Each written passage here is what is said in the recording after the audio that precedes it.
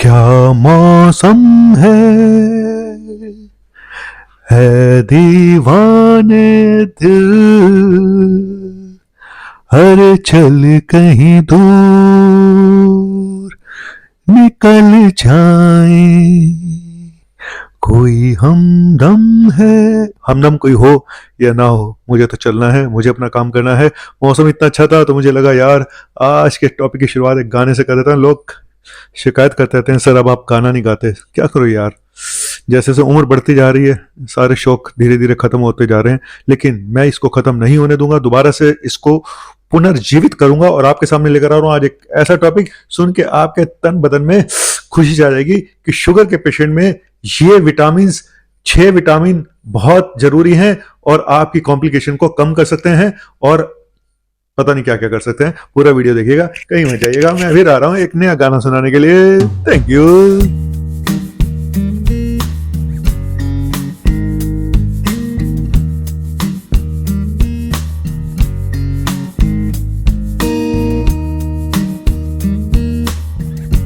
हाय, good morning, सत श्री अकाल, आदाब, नमस्कार, वनकम, जय हिंद, जय भीम। चलिए टॉपिक शुरू करते हैं। टॉपिक यह है कि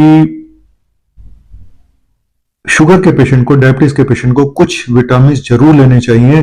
कई बार पेशेंट सिर्फ शुगर की दवाइयां ले रहा होता है और साथ में कोई भी सप्लीमेंट उनके चल नहीं रहे होते, क्योंकि शुगर का जो एक प्रोसेस होता है ग्लाइकेशन, और ग्लाइकेशन की जो एडवांस कॉम्प्लिकेशंस होती हैं वो बहुत खतरनाक होती हैं।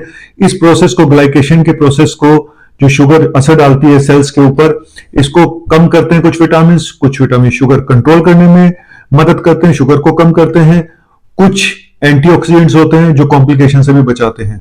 तो चलिए आज मैं आपको एक करके 7 ऐसे विटामिन हैं, उसके बाद छोटे छोटे 2-4 और भी, उनके खाली नाम बता दूंगा, लेकिन डिटेल में मैं आपको 7 विटामिन के बारे में बताऊंगा जो एक शुगर के पेशेंट को जरूर लेने चाहिए। कैसा लग रहा है स्टाइल? क्या करो यार, हाथ में पकड़ना पड़ता था। क्या क्या हाथ में पकड़ो यार, इसको हाथ में पकड़ो यार। इतना बड़ा डॉक्टर होके हाथ में पकड़ के कर रहा है, मैंने इसमें डाल दो भाई, हम भी कोई ना कोई रास्ता निकाल लेते हैं। चलिए काम की बात करते हैं। पहला विटामिन है बेनफोथायमिन। और बेनफोथायमिन जो होता है, एक्चुअली एक थायमिन होता है, विटामिन B1, उसका ये थायमिन का ही एक रूप समझ लीजिएगा। ये ज्यादा थायमिन प्रोवाइड कराता है तो इसलिए हम लोग बेनफोथायमिन यूज करते हैं।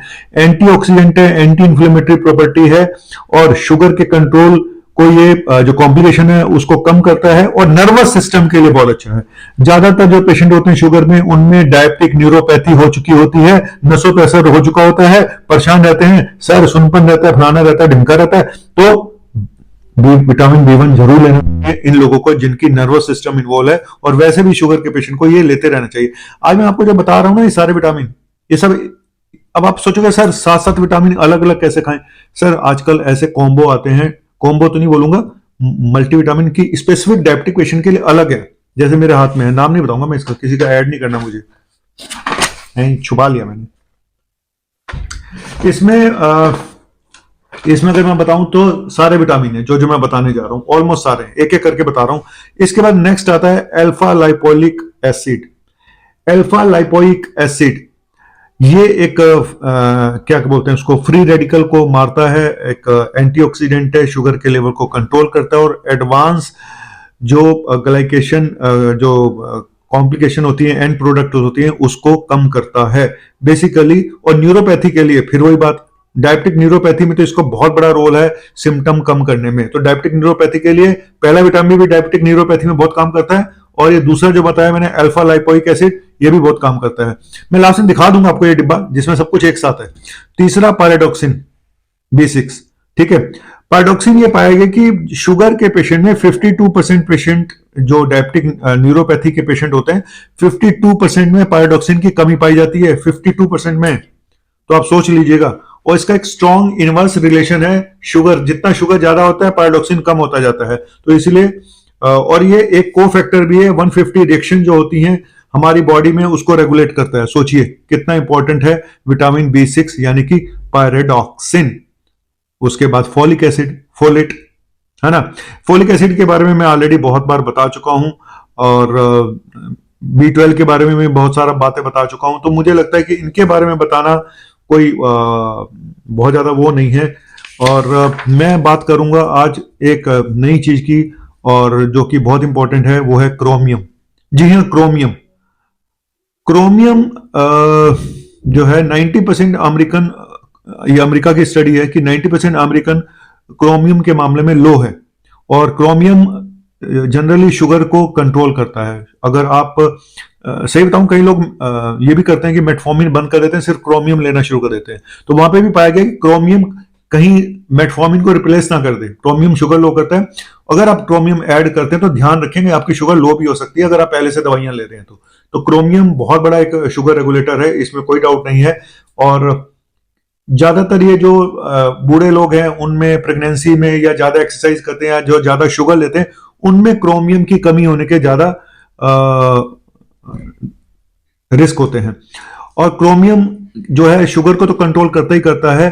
और ये भी देखा गया है कि अगर क्रोमियम की कमी हो जाए तो शुगर भी बढ़ सकती है, कोलेस्ट्रॉल भी बढ़ सकता है, ट्राइग्लिसराइड भी बढ़ सकता है, डायबिटिक कॉम्प्लिकेशन बढ़ सकते हैं। तो ये हार्ट हेल्थ के लिए भी बहुत जरूरी है क्रोमियम। ठीक है, तो क्रोमियम, अब जो मैं दिखाऊंगा इसमें क्रोमियम भी है। ठीक है, तो ये तो अब मैं B12 के बारे में इतने वीडियो बना चुका हूं, है ना, तो उसके बारे में नहीं बताऊंगा। लेकिन B12 भी बहुत जरूरी है डायबिटीज के लिए, और डायबिटीज, और स्पेशली वो जो पेशेंट जो इसके पेशेंट जो मेटफॉर्मिन ले रहे होते हैं, उनके लिए B12 तो बहुत जरूरी है। और B12 का टेस्ट जरूर कराना चाहिए हर 6 महीने पे शुगर के पेशेंट को। चलिए, इसके बाद आते हैं विटामिन ई। विटामिन ई एक एंटीऑक्सीडेंट है, टोको, और फिर बोलूंगा विटामिन ई में मैं प्रेफर करता हूं टोकोट्रिनोल। जो लोग अफोर्ड नहीं कर सकते वो टोकोफिरोल यानी सिंपल विटामिन ई खाएं। जो लोग अफोर्ड कर सकते हैं, वो एक्टिव कंपाउंड है, कॉम्प्लिकेशन कम है इसकी, इफेक्टिव ज्यादा है टोकोट्रिनोल, तो हम वो देते हैं। ठीक है, इसके अलावा फिर विटामिन डी, इसके बारे में बहुत बार बात कर चुका हूं। विटामिन डी इंसुलिन के रेजिस्टेंस को कम करता है। ठीक है, तो इसलिए शुगर कंट्रोल करने में विटामिन डी बहुत मदद करता है। इवन हार्ट हेल्थ के लिए भी विटामिन डी बहुत अच्छा है। और लास्ट में आ गया विटामिन सी। ठीक है, लास्ट में विटामिन सी।